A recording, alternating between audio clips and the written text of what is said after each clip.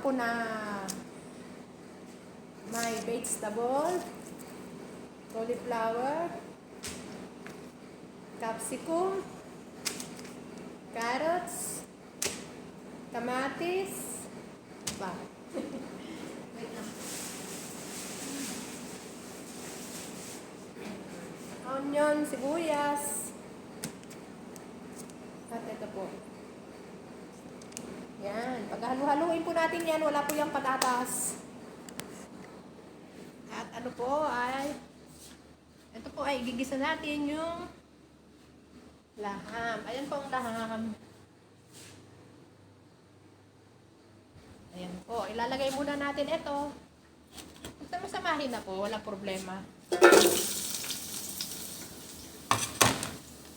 Ayan. Tapos, sa anak po ito, dadalhin sa anak tsaka sa amo kong lalaki. Yan po ang pagkain niya ngayon.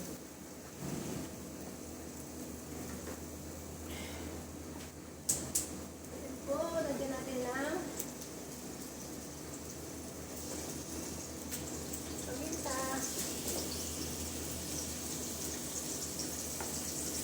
Paminta.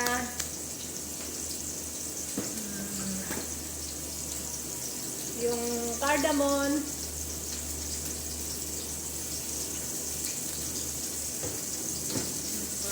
Parang ano po ito, parang masbus.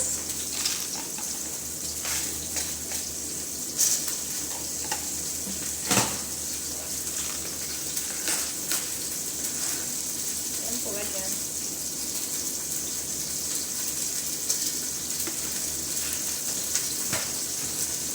Yan po ang lunch na naman.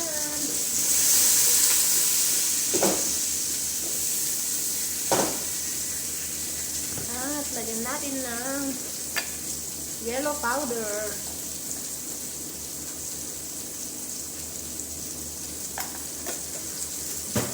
Yan po ang pagkain nila ngayon. Bago natin ilagay yung laham. Ayan po. Tapos po, lagyan natin ng water.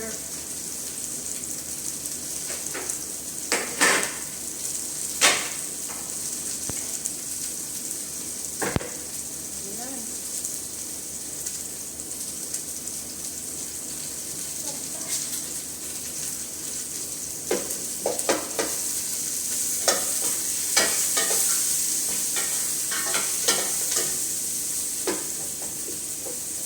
Yan po ay kabsa po ito.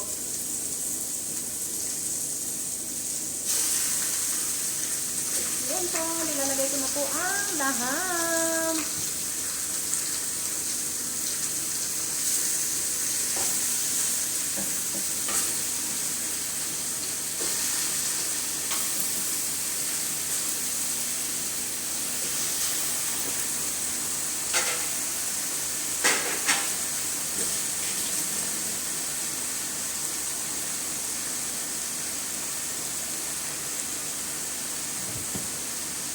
Yan po ang lunch nila ngayon.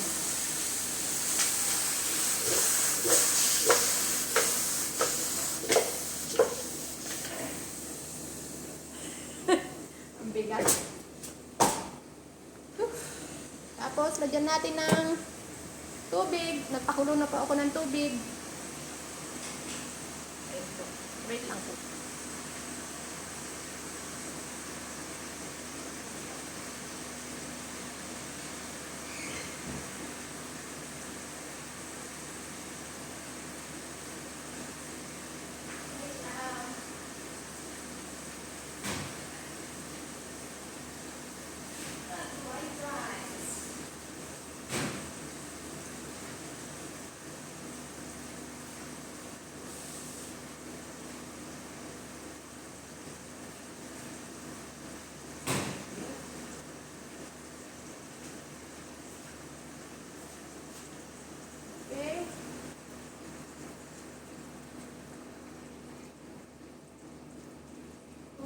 Silang kakain, kailangan po ay maaga mo po itong papakuluan. Kasi po ay ito ay karne. Karne po kasi ito, kaya maaga. Dapat kanina ko pa po, kaya lang po ay naglinis pa po kasi ako.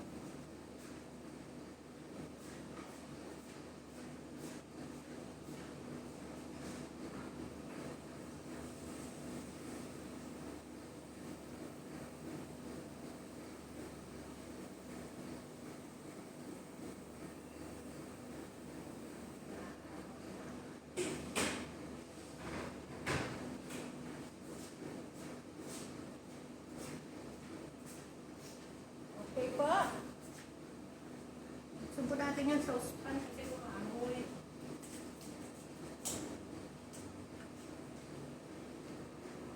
Ayan. Ayan po. Ayan. Pagkaan po natin yan ng 2 oras.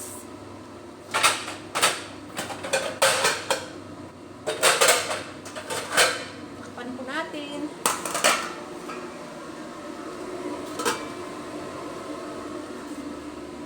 Tapos ang kanin po niyan ay yung maisabaw niyan, yun po ang ilalagay ko sa kanin. Makikita nyo na lang po lahat-lahat sa pagka nasa short video na po ako.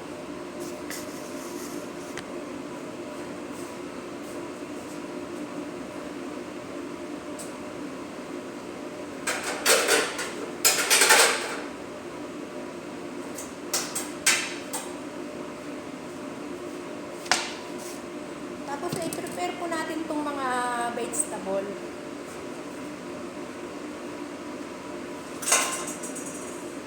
Vegetable, yan po ay i-prepare natin.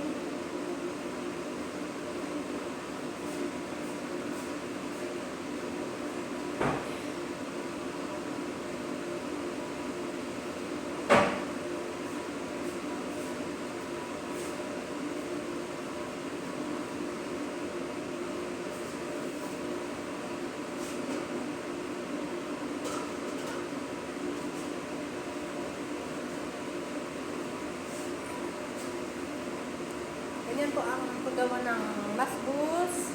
Ay, hindi po masbus. Masbus lahang po ay parang ganyan na din po. Kaya lang, iba po ang wala pong gulay na halo, kundi dry grapes lang po at onion.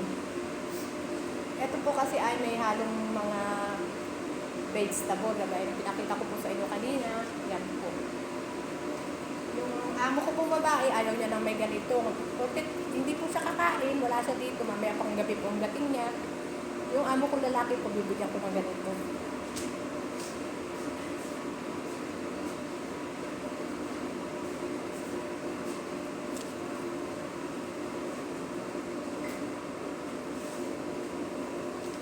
Yan lang po ang paraan ng pagluluto po. Hiwa-hiwain po natin itong mga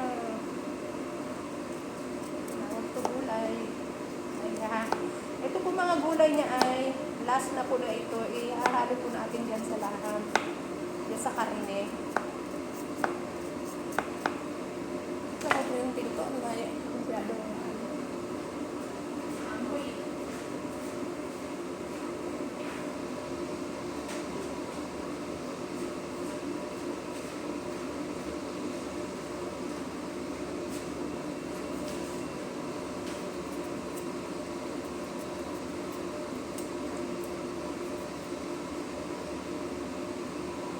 Kumusta po tayo dyan? Magandang hapon, magandang gabi na po dyan sa Pilipinas.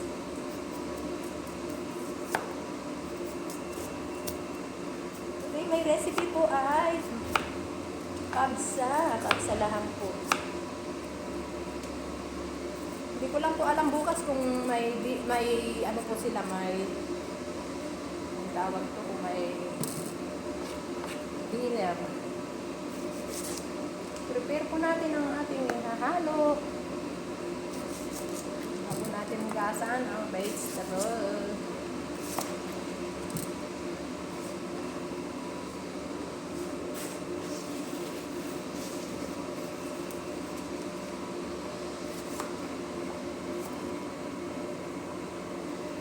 Kumusta po tayo diyan?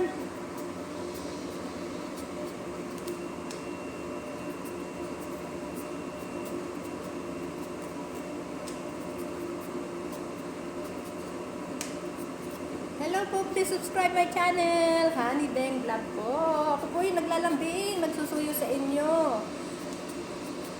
Siyempre po, alam ko naman po nakikita po ninyo ang aking mga video. Please subscribe po my channel, Honey Beng Vlog. At kung nakikita ko naman po kayo, kahit mataas po ang inyong mga subscriber, nag-ano naman din po ako.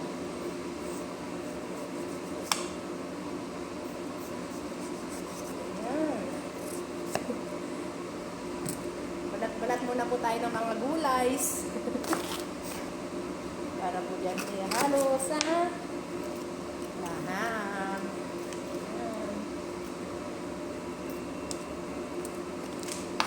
Simple lang po ito. Madali lang ito para sa akin dahil ito po ay natutunan ko na. Pero pag baguhan, hindi po nila alam, eh kailangan po ay tiis. Tiis tayo, tiis. Po ba? Okay po.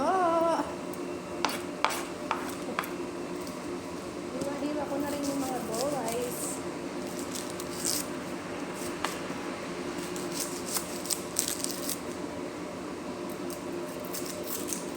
Ayan, tumutulo na yata. Wait lang po, tignan mo po yung aking niluluto. Baka po ay umakaw. Ayan po, kumukulo na siya.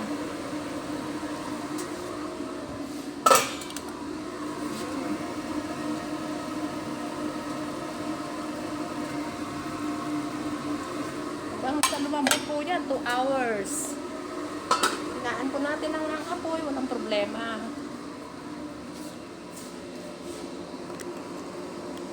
Okay po, bye-bye po. Hanggang dito na lang po ang aking munting video. Daghan salamat, maraming salamat.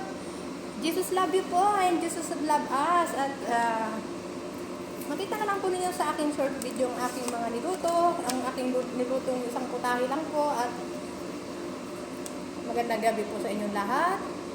I love you po. And please subscribe my channel, Honey Beng Vlog. At inulit ko po na please subscribe my channel. Dagan salamat. Maraming salamat. I love you po. And God bless po sa ating lahat. Ingat tayong lahat palagi. Bye-bye po.